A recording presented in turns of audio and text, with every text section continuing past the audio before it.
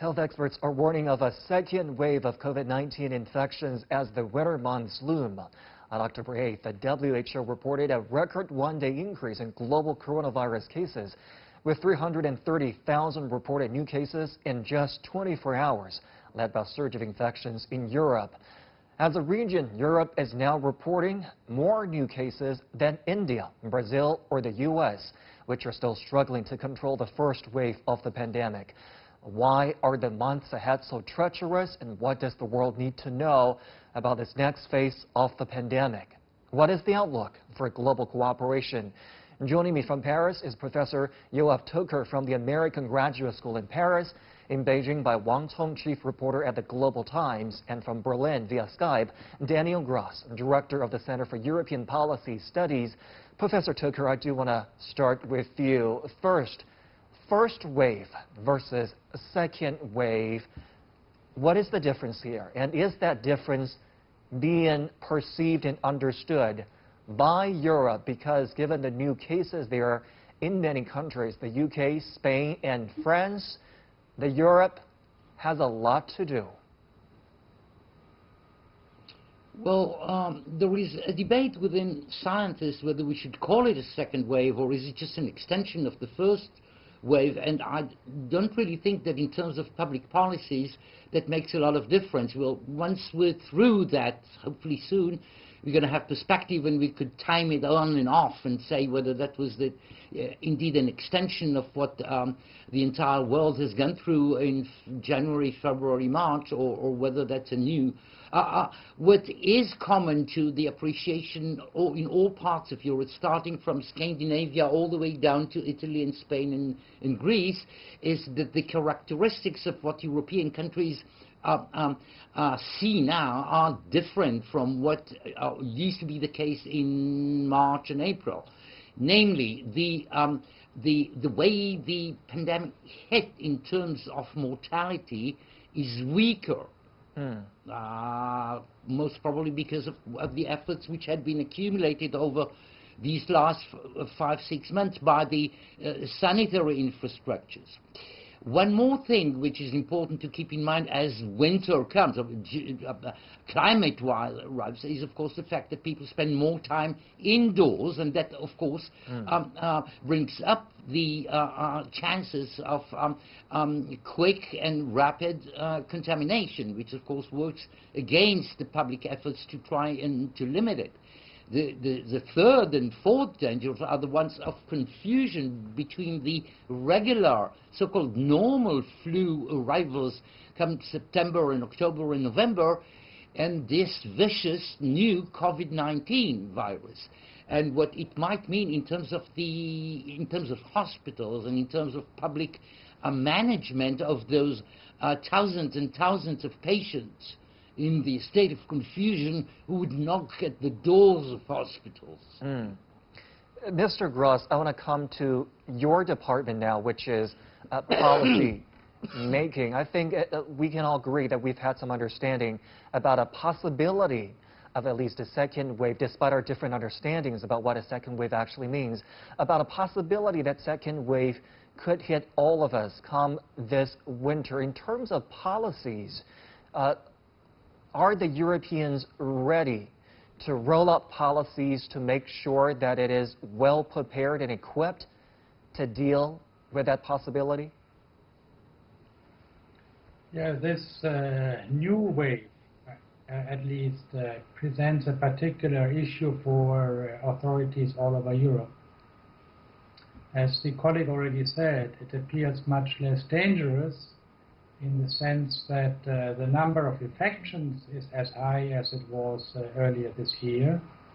But the number of deaths is a fraction of the ones we experienced in March of this year. So that appears to be a different problem, because it's not so much that the hospitals are full, that people are dying. It's just many people have this new virus. And actually, many people are without symptoms or with very light symptoms. And the authorities, therefore, have hesitated a long time before they put in new restrictions on mobility. And in almost all countries, the governments want to avoid a second lockdown as the one we had in March, April this year, because that had been extremely costly in economic terms.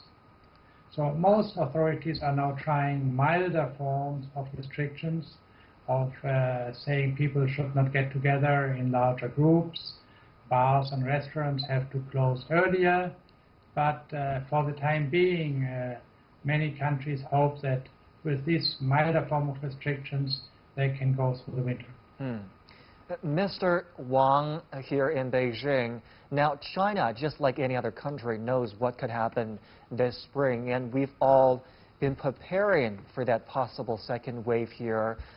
You've witnessed how China has successfully controlled its pandemic within Chinese borders. How prepared do you think China is? Well, I think they just concluded 8-day national holiday, just spoke to that. We traveled, half of China's population was traveling, and we have not seen a cluster of infections. Although we have heard about some symptomatic cases in Qingdao, and also there's an imported case in Beijing. But we can, you can still feel the anxiety, the worry because of these talks about second wave in Europe and elsewhere. Today, I think Beijing just announced that they will limit the number of arrivals, international arrivals, to 500 or under 500, just because of that new imported cases. So with regard to preparedness, I think as we've spoken all these months, I think China has have a effective mechanism in place to stave off a possible second wave. However, when I look at the second wave, these rising cases in Europe, there are two things that really worry me. First, I think there was reports of the hospitals are still short-staffed, and how health workers are still not prepared to deal with this. And also remember, Europe was very much in the first wave, and now comes the second wave. That means even more drastic measures might be necessary. And then that brings us to my second worry, the economic recovery. That has a lot to do with the measures they will take. If that happens, Europe is already set to be recording very low growth or negative growth, and I think that will affect China also. So there are two things China has to be prepared when it comes to these talks about second wave elsewhere. First is the virus itself, to stop that. Second, we have to come up with with measures to offset possible export and other business impact. I don't want to talk about economic policies, because for policymakers everywhere, it is a very delicate balance. Protecting public health while keeping the economy going has been a difficult balancing act for all individual countries. The economic toll could be a big concern for countries to deciding whether or not to apply stricter measures. Professor Toker, how do you think Europe will make that balance, especially in its policy making regarding the second wave this winter? Europe, as other continents, just shape their public health policies as they go, to a large extent in sort of a spontaneous, reactive way. In perspective, and once again, we are too early, unfortunately, in this plague to have perspective, but in perspective, this is really a notable moment in human history in which very clearly sanitary considerations have overcome economic ones. We have not experienced, the world have not experienced this kind of priority earlier in history. Will that hold all along the road, as we do not?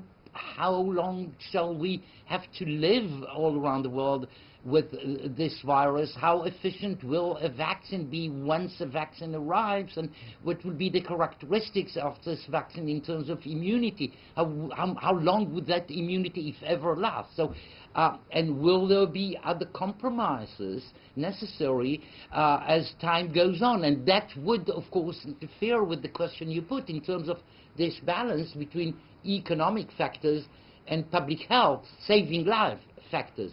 This is certainly the major issue which historians will look at once we get some time left to permit us to have the luxury of historical sort of analysis. Mr. Gros, will Europe continue to prioritize public health concerns, considerations over economic interests, or as time drags on, it becomes inevitable that individual governments will have to worry more about the economy and then roll out less strict restrictions? Most governments have already become more concerned about the economy because they have seen the damage to the economy earlier this year, and they are very afraid that a second lockdown of the economy for the economy, but also for themselves.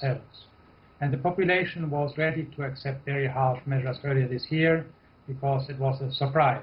So they thought, okay, our government didn't see this coming, but it's a surprise for everybody. We have to stick together. But does that worry you, prioritizing economic priorities over health concerns, just when the world is preparing for a possible second wave? Does that concern you? That is, I think, unavoidable. And we have to see also that some of the lockdown measures which were taken then would not be really necessary now, because we have learned a lot more about the virus. We can treat people better. Elderly people are much better isolated. I'm sorry to interrupt you. I got to run for time. Very important discussion today. Thank you to all three of my guests today. And we thank our viewers for your company on this edition of The Point. I'm Zhong Shi in Beijing. Stay with CGTN.